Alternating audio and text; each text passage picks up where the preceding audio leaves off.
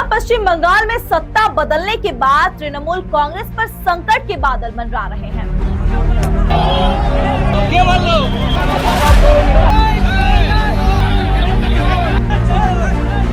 अब ईटा मारा है, अंडा फेंका है, पत्थरबाजी किया है, क्या है जरा बताइए। मेरा आंख में ईटा मारा है, मैं आंख खोल नहीं पा रहा हूँ। एक तरफ पार्टी के बड़े नेताओं पर हमले हो रहे हैं तो दूसरी तरफ इस्तीफों की लाइन लग गई है। आखिर बंगाल की राजनीति में यह उथल पुथल किस ओर इशारा कर रही है?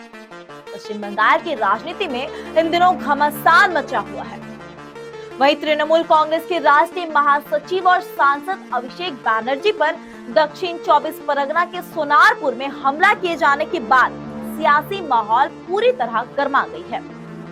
अभिषेक बैनर्जी चुनाव के बाद सोनारपुर के पीड़ित पार्टी कार्यकर्ताओं से मिलने पहुंचे थे। इसी दौरान उन पर पथराव और अंडे फेंके गए। स्थिति इतनी तनावपूर्ण हो गई कि कार्यकर्ताओं ने उन्हें हेलमेट पहनाकर वहां से सुरक्षित बाहर निकाला। सोनारपुर को लंबे समय से राजनीतिक रूप से संवेदनशील क्षेत्र माना जाता है, जहां टीएमसी और बीजेपी के बीच चुनाव के दौरान और बाद में कई बार हिंसक झड़पें भी हो चुकी है। लेकिन लोगों का गुस्सा सिर्फ यहीं तक सीमित नहीं रहा, बल्कि अभिषेक बैनर्जी पर हमले के 24 घंटे के भीतर ही हुगली जिले के चंडीताला में टीएमसी सांसद कल्याण बैनर्जी पर ही हमला होने का मामला सामने आया। आरोप है कि उनके साथ मारपीट की गई और उन पर पथराव भी किया गया। अभिषेक बैनर्जी हमले के मामले में पुलिस ने 5 लोगों को गिरफ्तार भी किया है।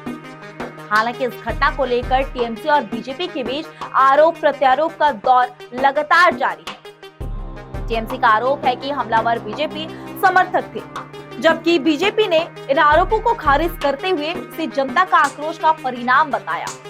इस बीच टीएमसी प्रमुख और पश्चिम बंगाल की पूर्व मुख्यमंत्री ममता बनर्जी ने दावा किया कि अभिषेक बैनर्जी को इलाज के लिए भर्ती न करने के लिए एक निजी अस्पताल पर दबाव भी बनाया गया।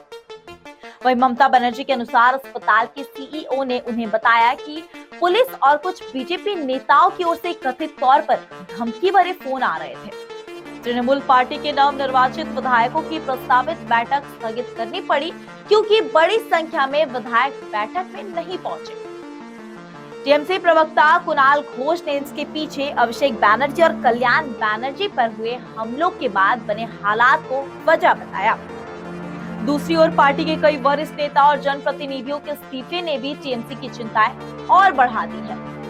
आपको बताया कि बारासात से सांसद काकोली घोष तहसीलदार ने महिला विंग के अध्यक्ष पद समेत सभी संगठनात्मक पदों से इस्तीफा दे दिया है। पूर्व राज्यसभा सांसद और राष्ट्रीय प्रवक्ता डॉक्टर शांतनु सेन भी अपने पद से इस्तीफा दे चुके हैं। वहीं असम टीएमसी अध्यक्ष की अगर बात करेंगे, अभिजीत मौजूमदार ने भी पार्टी छोड़ते हुए संगठन पर एक तरफा फैसला लेने का आरोप लगाया है। इसके अलावा भाटपाड़ा, हाली शहर, कांचरापाड़ा और गरुलिया समेत कई नगर निकायों में बड़ी संख्या में पार्षदों के इस्तीफे की खबरें सामने आई है।